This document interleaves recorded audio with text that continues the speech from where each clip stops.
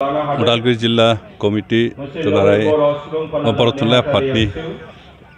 गा बाजिबाथि जि बोसोरसालि जथुम्मा बिनिनो गेवलां मेलमोन दिनै आरो बे गेवलां मेलाव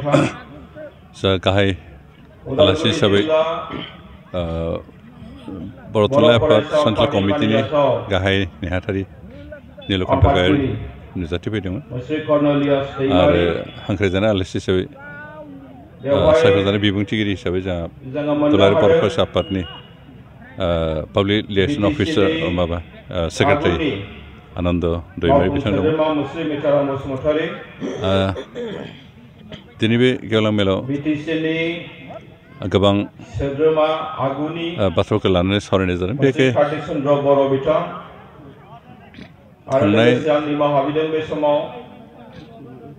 1952 मायथाइनिफ्राय बर' थुनलाइ आफादा जिखिनि खामानि मावदों बर' थुनलाइखौ जौगाखांनो बेफोर बाथ्राखौ गोसोखांलायनायजों लोगोसे आरो फैगौ समफ्राव मा हाबाफारिनि गेजेरजों बर' थुनलाइखौ आरो बर'नि रावखौ फोथांना लाखिनो हागोन बेफोर बाथ्राखौ गोसोखांलायनाय सावरायनाय जादों। जिहेतु बर' मिडियाम स्कुलफोरा लासैनो गोमालांनायनि अबस्थायाव दं, बेफोरखौ जों बोरै फोथांना लाखिनो हागोन बेफोर बाथ्राखौबो दिनै बर' थुनलाइ आफादा सावरायनाय जादों। आरो बेनिखायनो जों साफ्रोमबो बर' रायजो राजाफ्रा बर' थुनलाइ आफादखौ अरायसम गोसो लाखिनांगोन। मानोना बिथांमोननि नाजानाय हास्थायनायावसो दिनै बर' थुनलाइ बर' रावा थांनानै दं आरो बर' जातियाबो मोनसे गोजौ थाखोआव थांखिनानै दं। बर' रावा दिनै कनस्टिटिउसननि 8th सिडुलाव हाबदोंबाबो बर'नि रावा खैफोदा दासिमबो जोबाखै। गोदान जेंना नुजायो, गोदान हेंथा नुजाफैयो आरो बेफोरखौ जों जौस्रांनो बर' थुनलाइ आफादा बोरै बर' जातिखौ फोथांना लाखिनो बेनि थाखाय जों खामानि मावनो थाखाय साफ्रोमबो बर' मेलेमजों बर' गोरोंफ्रा मावलांनांगोन। बेनिखायनो दिनैनि बे गेवलां मेलावबो बेफोर बाथ्राखौ लानानैनो जोंनि गोबां बिबुंथिगिरिफ्रा गाव गावनि आइडियाफोरखौ गावनि सान्थौफोरखौ बुंफोरदों आरो जों आसा खालामदों बेफोरनो बर' थुनलाइफोरखौ थांनानै थानायाव जातिखौ फोथांना लाखिनो खामानि मावनो थुलुंगा होगोन। जों आसा खालामदों जे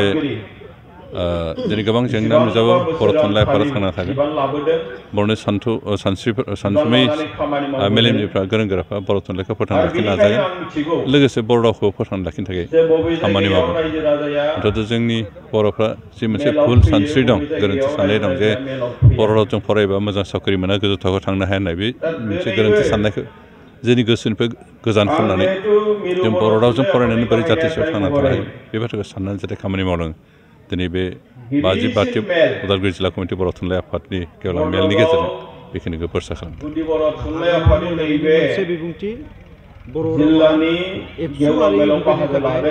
आसामनि नैथि लेंगुवेज बिथाङा मोनसे स्पिचआव बेबायदि बुंबाय थानायखौ नुनो मोनो। ओरैनो थांनाय बिटिआर सुक्ति, बे सुक्तिनि गेजेरजों बर'नि रावखौ मोनसे गोजौ थाखो होनाय जादों। बेवहाय बे सुक्तियाव बर' रावखौ आसामनि एस'सियेट स्टेट लेंगुवेज हिसाबै गनायथि होदों आरो दिनै बेनिखायनो बे नैथि लेंगुवेज होनना बुंनांगोन। जोंनिफ्राय डिमान्डआ बेनोमोन जे बर' रावखौ स्टेट लेंगुवेजआव घोषणा खालामनांगौ होननानै जोंनिफ्राय रिकगनिसन होनांगौ होननानै जों दाबिमोन। खिन्थु स्टेट गभर्नमेन्टनिफ्राय एसे आसामिस रावजों इकुवेल स्टेटास होनो एसे बोरैबा मोननानै स्टेट लेंगुवेज नङालासे एस'सियेट स्टेट लेंगुवेज लेङाइ रायजो राव हिसाबै नाजावदों आरो बे थारैनो जोंनि थाखाय खोब मोजां। आसामिस रावजों इकुवेल स्टेटास मोनाखैबाबो स्टेटनि मोनसे रिकगनाइज लेंगुवेज हिसाबै गनायथि मोननाया बे जोंनि थाखाय मोजां जादों। जों मोनसे बाथ्राखौ बुंबाय थादोंमोन जे झारखन्डआव गासै मोन 16 स्टेट लेंगुवेज दं, सिक्किमाव मोन 7 स्टेट लेंगुवेज दं। दा बिदिसो आसामाव मोननै स्टेट लेंगुवेज जानायाव जेबो हेंथा थाथावनामोन होननानै जोंनिफ्राय जुक्ति देखायनाय जादों। खिन्थु थेवबो आसामिस इन्टेलेक्सुवेलफोरनि जिथु सेन्टिमेन्ट बेखौ आघात होनो साहस खालामखाय आसाम सरकारा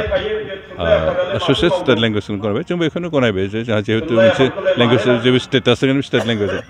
खिन्थु जों बेखौ दा एस'सियेट स्टेट लेंगुवेज माने जों आसामनि जिखुनु अफिसफ्रावनो बर' रावखौ बाहायनो हानाय जाहैगोन। जिहेतु स्टेट लेंगुवेज एस'सियेटबाबो बे स्टेट लेंगुवेजानो बेनिखायनो दा एसेम्ब्लियावबो बर'जों लेक्सार होनो हानाय जाबाय साइनबर्डफ्रा आसाम एसेम्ब्लियाव बर' रावजों साइनबर्डफोर लिरनाय जाबाय बेखिनि स्टेटासखौ जों मोनबाय आरो हयथ' किसु समनि उनाव जों बेखौ एस'सियेट सोदोबखौ बाद होनानै स्टेट लेंगुवेज हिसाबै मा खालामनो हायो बेखौ बे नोजोरखौ लानानै जों खामानि मावनो गोनां दं आरो जों आसा खालामदों जों बर'नि थुनलाइगिरिफोर बर'नि लिरगिरि बर'नि थुनलाइ आफादनि दैदेनगिरिफ्रा बेखिनि पजिसनहालागै लानो थाखाय खामानि मावलांबाय थागोन जिहेतु थांनाय समाव बिथांमोना मेङाजासे बायाजासे खैफोद आफोदनि गेजेरावबो स्टेन्ड होनानै खामानि मावदों आरो फैगौ समाव बिथांमोना निश्चय मावलांगोन दुलाराय बाथौ गौथुमनि हाबाफारि जागोन थावनियाव बिटिआरनि चिफ बिथाङा सा लोंनायखौनो जौ लोंनाय होननानै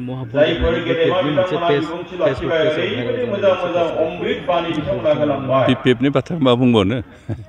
बिथांमोना गावसोर लोंग्राखाय मालायखौबो लोंनायखौनो साननायनि थाखाय बेनिखाय बेयाव खर' गरम जानांगौ जेबो बाथ्रा गैया इउपिपिएलआ जि समाव सरकार बिबान लादों बे समनिफ्राय जौ लोंनायनि जिथु जौ जुवानि जिथु प्रकप बेयो जोंनि बिटिआर ओनसोलनिफ्राय गोमाबाय बेखौ जों जेसेबां हायो जों बोखारदों फोसाबदों आरो उनावबो फोसाबलांगोन जोंनि उन जोलैनो जों सोलोंथाइनि बिथिंखौ नोजोर होनानै खामानि मावनो फोरोंदों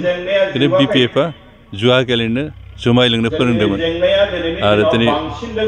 बिपिएफआ जि खामानि मावदों जोंनि बिपरित खामानियावनो बर' जाथिखौ गोजौ थाखोआव नाजादों आरो बेवहाय बिथांमोना सहायनो हायाखै मेगन सानानै बेनिखायनो नंखाय फोसावनानै बोरैबाफोर रायजो राजाफोरखौ गावसोरनि फारसे लांनो हायो नामा बेखौ नाजादों खिन्थु बिथांमोना खुनुदिन साक्सेस जाया बाजाज बाइक लानो गोसो गुदुं सुबुंफोरनि थाखाय गाहाम खौरां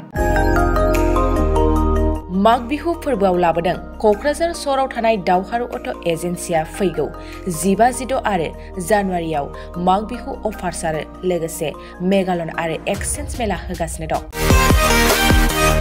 बायगिरि बिथांमोना एसेल' बिबांनि रां होग्रोनानै गाव गावनि लुबैनाय बाइकखौ बायनो हागोन दावहारु अट' एजेन्सिया बायगिरि बिथांमोननो लवेस्ट डाउन पेमेन्ट होनानै बाइक लानो हागोन नोंथांमोना क'क्राझार सहराव थानाय दावहारु अट' एजेन्सि श'रुमजों लोगोसे कारिगाव फेस्टिभ आउटलेट आरो दतमा फेस्टिभ आउटलेट आरो बडगाव फेस्टिभ आउटलेट ब्रान्च श'रुमावबो होबाय थानाय माग बिहु अफार्स आरो लोगोसे मेगालन आरो एक्सचेन्ज मेलायाव फैनानै नोंथांनि लुबैनाय बाजाजनि बाइकखौ लांफैनो हागोन